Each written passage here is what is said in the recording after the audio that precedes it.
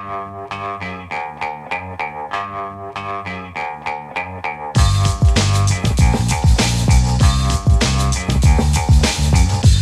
the Brian Lehrer Show on WNYC. Good morning again, everyone. Now we'll talk to the author of a new book called Esther's Army, The Christian Women Who Power the American Right. The author, Katie Gadini, is a former evangelical Christian who was once a registered Republican. Now she's a sociologist who researches right-wing Christian women. She's a visiting scholar at Stanford, an associate professor of sociology at the Social Research Institute at University College in London, and a research associate at the University of Johannesburg Department of Sociology. She spent 10 years speaking to right-wing Christian women in communities like the one she came from, trying to understand how they ended up becoming such Trump supporters, for one thing, and other things about their lives and politics. Professor Gadini, congratulations on the book. Welcome to WNYC. Thanks for having me.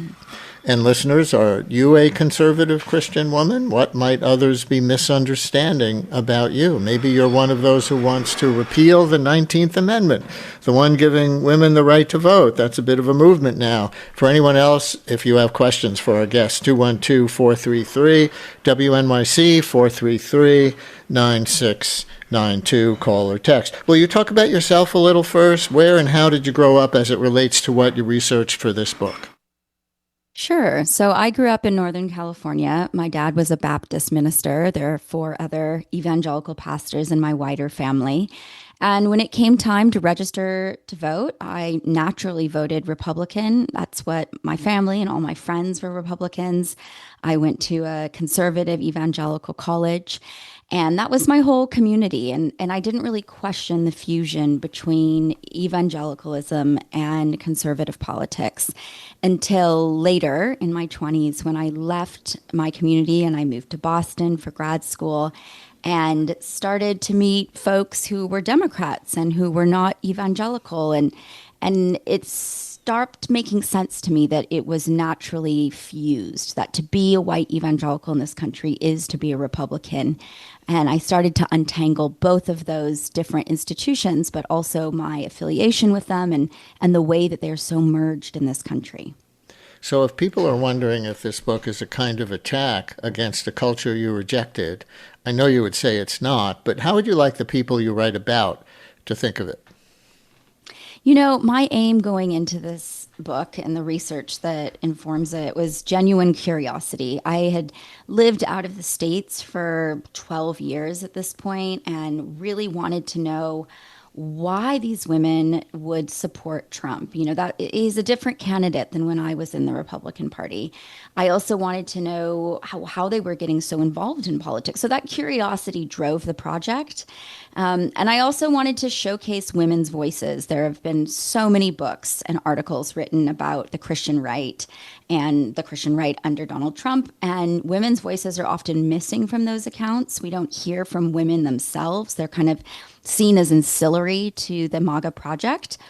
So I hope that the women that I feature in my book would feel that I represented their stories accurately and truthfully, and that the connections that I formed with them, which were genuine, came through, even though I'm doing it from a perspective as a scholar and not as a MAGA supporter myself. And the title of the book, again, is Esther's Army, The Christian Women Who Power the American Right.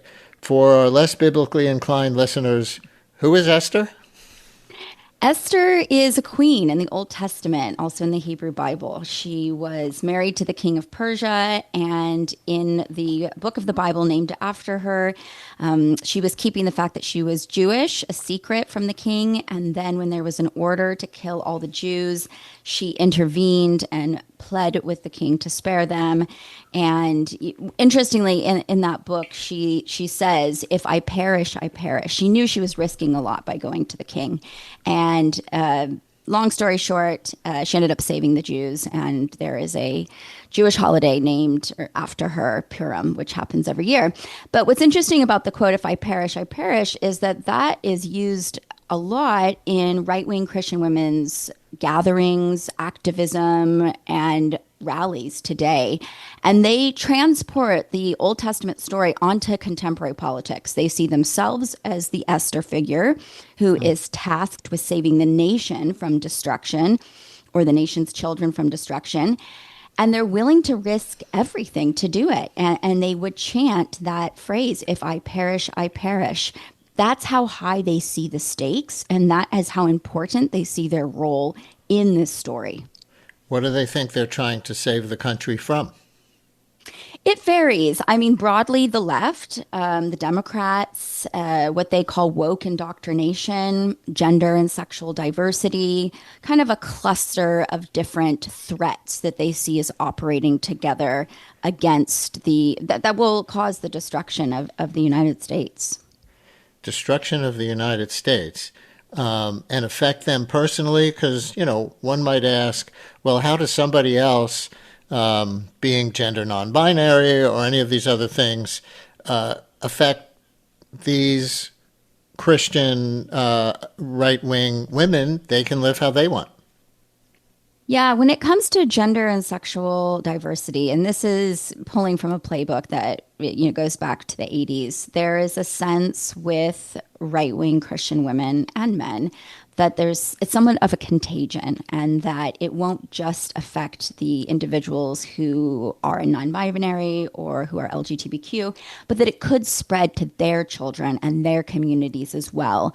And so it has to be eradicated so that it can't reach into their Christian communities.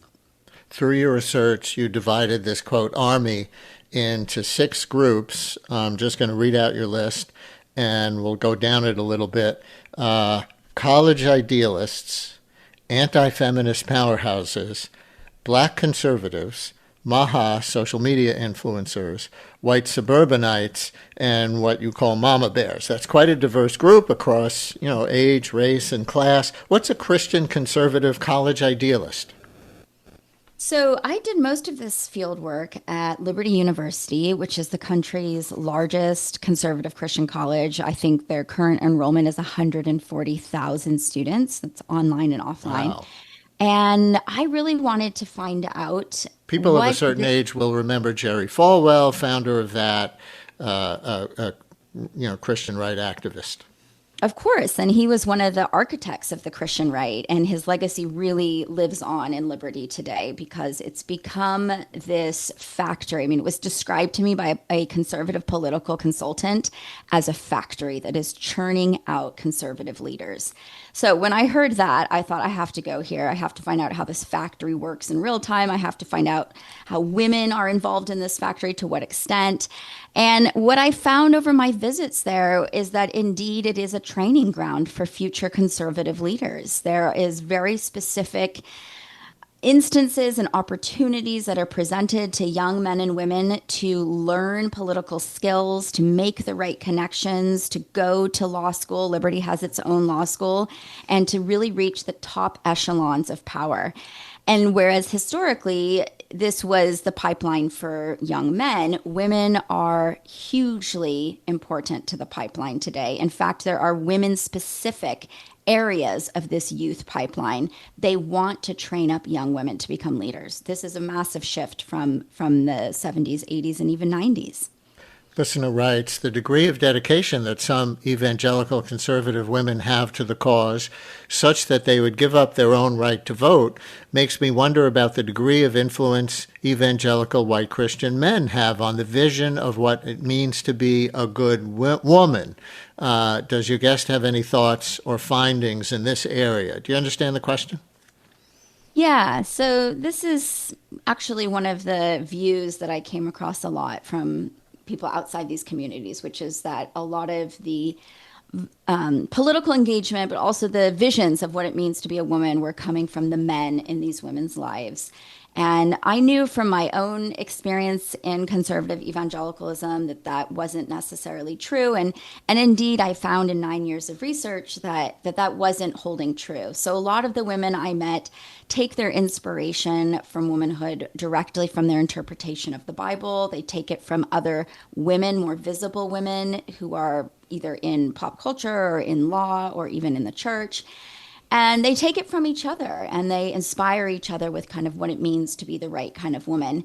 Another big shift I noticed, because my research goes back to 1970, is that today's conservative Christian women are really ambitious. They see themselves as having a pivotal role in politics, whereas women in the past were much more cagey about that and much more hewing closer to these traditional roles of stay-at-home motherhood. That seems to have softened. Listener writes, what I don't get, if the Esthers want to be trad wives and some are against women having the vote, then why are they out and about involved in politics, not home keeping house and taking care of children? Interesting question. So I have to say, I did not encounter any women who are supportive of removing women's right to vote. That was not something I came across. And I also have to say, I didn't just study evangelical women. I started off wanting to study them, but I ended up expanding to look at mainline Christian and Catholic women as well. Because what I found when I got into the field was that different denominations of Christian women are organizing together politically and casting aside their denominational differences. So the idea of, repealing the 19th Amendment, I know this has got a lot of traction recently, especially in the news. This is not an idea or an endorsement that I came across in my research. Women might ascribe to traditional gender roles like stay-at-home motherhood and homeschooling, but they never advocated for women to lose the right to vote. Interesting. All right, back to the 6 groups that you cited. Another one is anti-feminist powerhouses. But you write that some Christian conservative women do embrace a version of feminism while others do not, right? Yeah, this was something that was really surprising for me. I, knew about the anti-feminists from the 70s and 80s, Phyllis Schlafly, Beverly LaHaye, who were so involved in public politics under the banner of opposing feminism. And yet today, women I met and interviewed and analyzed who are in holding office and are more public roles sometimes even called themselves feminists. They would call themselves conservative feminists, MAGA feminists. They really wanted to be clear that they had a different version of feminism from liberal feminism, but they were inching closer than I had seen in decades to reclaiming that term for the conservative side and saying, hey, feminism is not just the purview of the left. We can be feminists too. We can be pro-life feminists, and we can be MAGA feminists even. And that was a really interesting distinction, was the relationship with feminism and how it's changed, especially women who are in powerful roles. Trad wives is not one of your 6 categories of the people you found and interviewed. Why not? So this was another decision that arose because of the fieldwork data that I received. So I went into the study really led by curiosity, as I mentioned. I covered 28 states, 9 years, over 85 interviews. And I really wanted to see what was out there before sort of circumscribing what it looked like to be a right-wing Christian woman today. And in all of that field work, only one woman told me she followed an influencer who I would classify as a trad wife. So instead, the women that I met were looking toward other social media influencers like Allie Beth Stuckey, Candace Owens, Alex Clark, for inspiration on how to live, how to be a mother, Christian living, but also politics. And one of the distinctions is, the classic trad wife archetype is largely aesthetic and aspirational, and they don't necessarily platform explicit partisan politics, even though they certainly uphold gender and sexual norms aligned with the GOP. Whereas the influencers that the women in my study told me about, and who I later ended up studying, have much more explicitly political content. And they also themselves advocate for women being in the public sphere and are vocal about not being trad wives. Dominic in the Bronx, you're on WNYC with Katie Gaddini, author of the new book, Esther's Army, The Christian Women Who Power the American Right. Hello, Dominic. Hi, guys. Good morning. Brian, as you might know, I'm a regular pain in the butt, but I wanted to ask, this is fascinating. Did Katie have a chance to ask these students and some of the professors at these evangelical universities, what did they think about the fact that they were an activist campus indoctrinating their students into a certain political thing? Because I teach CUNY, and we are woke as hell. We teach history, we teach English and math, and we include all of our students, most of whom are immigrants and people of color. And it's, like Brian, I don't even hide my politics. They're on my sleeve. So I wonder, it seems like in the evangelical sphere, it's the opposite, and that sounds like identity politics. And I wonder how they balance that. And, like educating, it's activism rather than education. Did you get a chance to talk to them about that? Professor Gaddini. Thanks, Dominic. That's a great question. So I actually ended up going to an event one evening. The women that I had grown quite close to at Liberty suggested I go. They said it was one of their favorite professors was speaking. It was an evening event. And this was 2 days after Trump was elected in 2024. And this was a history professor. I fully expected that she would make her talk about Trump's reelection. Instead, she spent her 30 minutes lecture talking about a somewhat obscure character from the Old Testament. And even with my own knowledge of the Bible, I was struggling to track the resonance in the present day. And it wasn't till the end, till she started making clear, this was a unsavory character from the Bible. This was a very flawed character. And look at all these amazing things God did through him. And then she pivoted and she started calling out students by name who were in the audience and saying, for example, Justine, you could be the next governor. Bobby, you could be the next senator, and sort of appointing them to these political roles, having given this allegorical story of an Old Testament who was clearly supposed to be related to Trump. So what I took away from that experience was that rather than sort of explicit instruction to students, you should vote for Trump and here's all the reasons, there's a savvier and a more strategic way of integrating conservative politics and inspiring young students to be political leaders rather than sort of this overt method that perhaps I expected to find. Fascinating. And you seem in the book to have the Christian right women perception of Trump as manly in a way that they like, even sexualized as a figure in his 2016 campaign, but more of a fatherly protector to this group in the 2024 race and today. Can you describe a little of the appeal of each period? Yeah, that's right. So what I noticed in 2016 is there was a real energy around Trump. At that point, I was interviewing men and women, actually, Christian men and women. There was a sense that he's this outside candidate. He's rogue. He is going to shake things up. And when women would talk about him, it was almost, there was a sort of a level of sort of sexual appeal or sort of titillation around him. By the time 2024 came along, obviously Trump had aged in that period, and there'd been a host of accusations against him, but also convictions. And it was almost a weariness, but he was portrayed more as a grandfatherly figure who is still really strong, still able to get the job done. But the relationship to him was different. And I characterize it along those terms to describe the way that I noticed women were talking about him.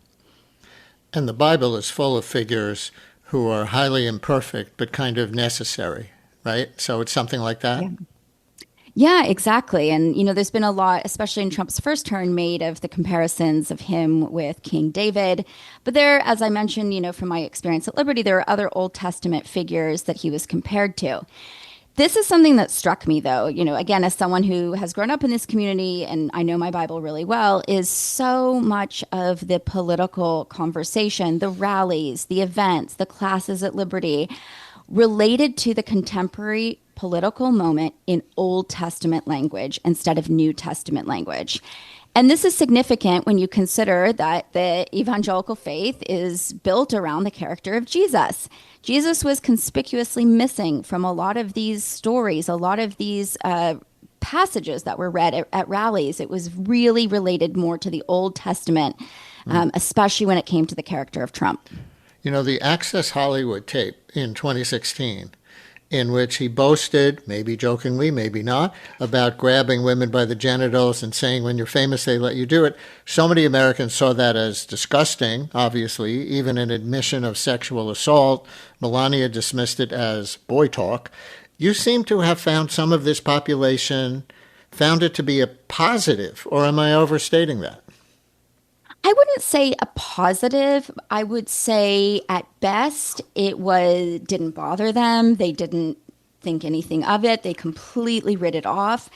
Some women were bothered by it, but not enough to weaken their allegiance to Trump. Last group, and then we're out of time, from your list of six. A group you called Blexiters, Black conservative women, Blexiters. What does that word mean, and how do you describe them? I mean, after all, 90%, I think that's an accurate stat, 90% of Black women voted against Trump each of the 3 times he ran for president. Yeah, so this was a chapter I wasn't sure about including because on the one hand, in the course of my research, I came across several Black Christian women who were Trump supporters. On the other hand, it's a small part of the population. However, when we look at 2024, 10% of Black women voted for Trump. That's a small number, but when we put that in historical comparison, that's the largest vote share a Republican presidential candidate has received in over 30 years. And this is when he was running against a mixed race woman. So there is something curious going on there. And that's ultimately why I decided to keep it in addition to the fact that I think Black conservative women have a really unique relationship with the MAGA movement. You know, on the one hand, several of them are part of this Blexit movement, which was co-led and started by Candace Owens and was a push to get Black Americans to leave the Democratic Party and come to the Republican side. It was folded into Turning Point, and now it's part of their larger project on TPUSA Rise, which is a minority grassroots organization. So on the one hand, you know, they want their political affiliation and their activism to be taken seriously, even though they are such a small population within the GOP. On the other hand, they do experience marginalization and isolation because there are not many other people like them in the Republican Party. There's also not a lot of MAGA supporters in Black communities. And so I found their experience of isolation and marginalization, but not having the language to describe that, because doing so would be to adopt the language of the left, you know, language of marginalization, even that word. I found that position so interesting, so difficult, so hard to put into words, and a singular experience that really needed to be included along sort of the wider groups that we're more familiar with. Can you give me one thought that I'm sure is outside the book on the current moment?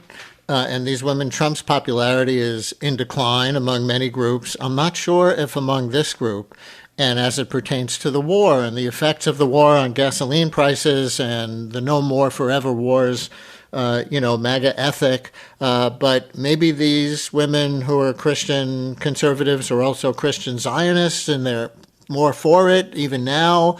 Can you give me anything on that? I've noticed a real shift, over the last year when it comes to support for Israel. So a few things. One, I've noticed the Christian conservative women's support for the war is very, very low. They also are tying it to support for Israel, which I think has run the space of acceptability for them. At the same time, the Epstein files was another red line that a lot of conservative Christian women kind of can't get past because it pertained to children.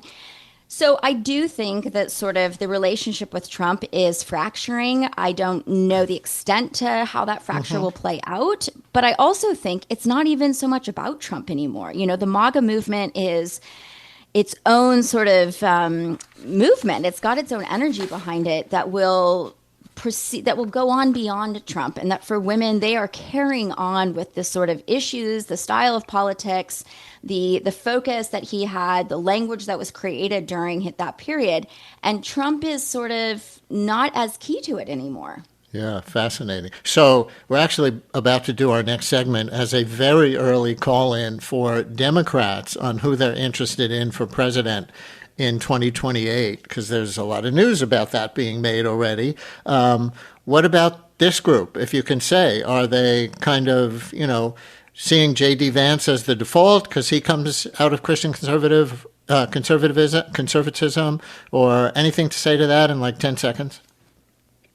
Oh, God, that's hard. I would say in 10 seconds, I'm not sure that he's the heir apparent. I would look to sort of candidates like Ted Cruz and sort of candidates that ran alongside Trump in previous elections rather than J.D. Vance. Esther's Army, The Christian Women Who Power the American Right is the book. Katie Gaddini is the author. Thank you so much for sharing your research with us. Thanks for having me. It's been a pleasure. WNYC's journalism and storytelling is heard by millions of passionate listeners.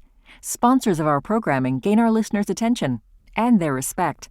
Learn about how your organization can support WNYC and WNYC Studios at sponsorship.wnyc.org.